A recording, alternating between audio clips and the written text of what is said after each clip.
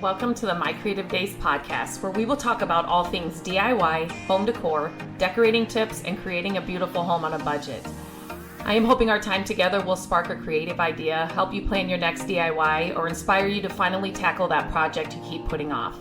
Grab your favorite cup of motivation and let's chat.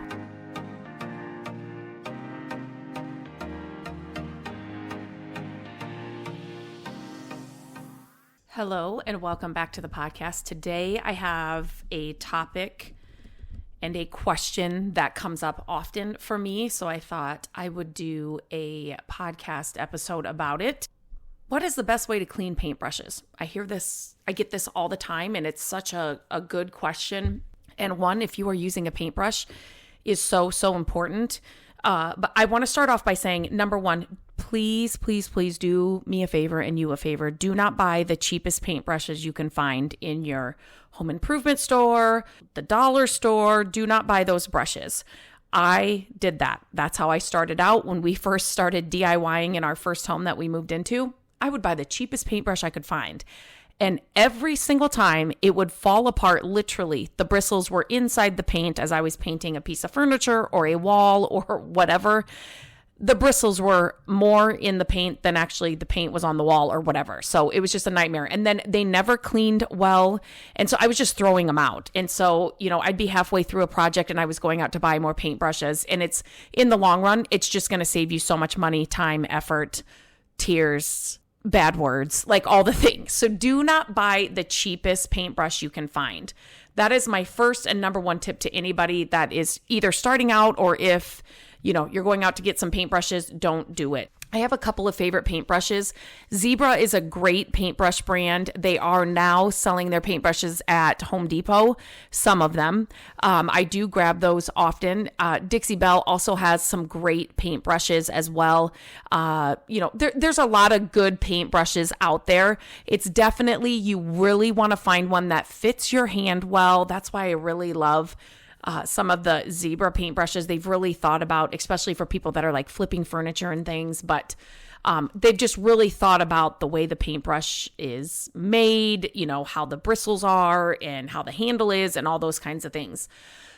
So definitely you want to literally put the paintbrushes in your hand before buying them and, just see how they feel in your hand. Do you have a lot of control? Do you not feel like you have control? I have small hands. So I am, the paintbrush makes all the difference. Number one and two-ish kind of, right? When you are thinking about cleaning your paintbrush, you need to be thinking about the types of paintbrushes. So you need to understand the different types of paintbrushes that are available. They can be categorized based on their bristle type, so natural or synthetic. A natural brush is made from animal hair, or they're ideal for oil-based paints. They provide a smooth and even finish, making them most popular for like professional artists. Does that make sense? Synthetic bristle brushes, that's what I use all the time, pretty much. They are usually made out of nylon, polyester. They're perfect for water-based paints like acrylics, and they're durable, easy to clean, and suitable for various surfaces. So just know what kind of paintbrush you're working with, and that's going to help you know how to clean it. I know that people are going to have different, like, this is the way I've always done it. I know that here, for instance, I have seen a lot of people, they will wrap, like, let's say you're doing a paint project and then you have to wait for it to dry. So you wrap your paintbrush in like plastic wrap, right? And so then you can come back to the project, and they will keep it in the fridge when they do that. I have tried that and I don't like that at all. So I never do that, but that works for some people. And so there's going to be different methods and different things out there that you can try, and you'll find your like favorite way to do it. But to clean brushes, you basically need warm water, a mild liquid soap or brush cleaner. I do have a favorite brush cleaner that I will leave a link to in the show notes to a blog post that I talk all about this, how to clean a paintbrush. And I've linked some of my favorite products in that post. So make sure you just check that out. You may need a brush, a comb, or a wire brush, an old cloth or paper towels, and a container for soaking. So usually for me, when I am, and I've done tons of painting over the years, usually for me, if I am done painting, I will immediately bring my brush in, make sure that your paint can is shut. That's another thing. Don't leave your paint can open after you're done painting. So clean or shut your paint can, put the lid back on, and then take your paintbrush in, and I immediately run it under warm water. And I don't want any of that paint to dry on the bristles at all. I just kind of use my fingers to help kind of get all the excess paint out.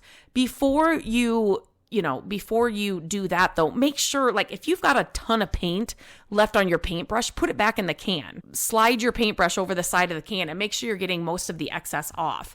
There's no reason for that to go down the drain, because that's good paint that you can use on something. So you definitely want to make sure that your paintbrush is not full of paint. Does that make sense? I hope that makes sense. But you're done painting, it's not full of paint, and now it's time to clean it out.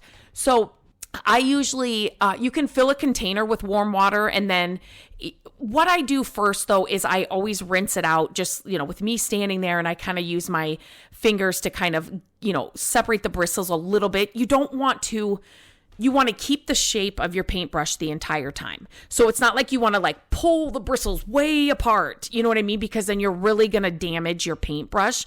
But I just kind of move the bristles a little bit just to get the paint in between the bristles. And I want that warm water, to be clear as I'm doing that. Once it's clear, I know I've got most of the paint out. Does that make sense? Your water is going to be whatever color paint you're using for a while. And then once the paintbrush, you start getting all of that out, the water will be, the normal clear color. So beyond that, depending on if I just feel like it needs some extra cleaning, I will do a few drops of like Dawn dish soap or the brush cleaner if I have that on hand, and those work really, really well. So you can, put that in a container, and then, the soap or whatever. But the brush cleaner that I like, I kind of massage it into the bristles, if that makes sense. And that's kind of how it gets soapy. But even with the Dawn dish soap, I try to get my paintbrushes cleaned right away. So I'm not just leaving them sit in a tub of Dawn dish soap or brush soap or just water for a long period of time. Like when I'm done painting, I know that my next step is I've got to clean out the brush really, really well if I want to keep this brush forever. You know what I mean? So, but if you've got some, really stubborn paint on the bristles or whatever, you may need to do that. Let it sit and soak for a little bit. So after if you are going to soak it, you can then, like I said, massage the bristles with your fingers, remove any remaining paint. You may then use for the natural bristle brushes, you may need to use like a comb or a wire brush. I don't ever have to use that, really. I'm just trying to think as I'm talking about this. I'm trying to think of instances or like things, in the beginning, I didn't know how important it was to clean the brush, right? Like I just didn't know. And the brushes were so cheap. So it was like, we would back in the day have paint that stuck on the bristles. And it's just, if you can take the time, I shouldn't say if you can take the time, you need to take the time after every painting or every whatever you're doing with the paintbrush, every application, to really clean out your brushes. Don't just let them sit. Well, number one, obviously, don't just let them sit out in the air and they've got paint all over them, but don't just let them sit in a container. And sometimes it can ruin like the metal around your paintbrush. Again, depending on what paintbrush you have. It's just, if you can just take the time, and I'm talking 5 minutes and under. It's not like a long time. It's just an added step. And sometimes if you've got a big paint project, you're like, oh my gosh, now I got to go clean all the paintbrushes and whatever. But it's just, it's going to make the biggest difference. So if you've used the bristle or you've used if you had to use a comb, you've used the soap, you've used the brush cleaner, whatever it is, you really want to make sure that you rinse the brushes thoroughly, right? Like you don't want any soap or paint left on that brush at all. And just keep repeating the process until the water is clear, until the brush is back to its, normal color or whatever. You just want to make sure that you're rinsing it very well and that you keep repeating the process until you get it fully done. And then I always use, usually it's a paper towel for me. I'll grab and I will kind of squeeze the bristles or the end of the paintbrush, if that makes sense, to get any excess water out. I'll kind of bang it in the sink a little bit, but then there's still a lot of water in it. So I'll kind of use a paintbrush to kind of squeeze it a little bit and the excess water will come out.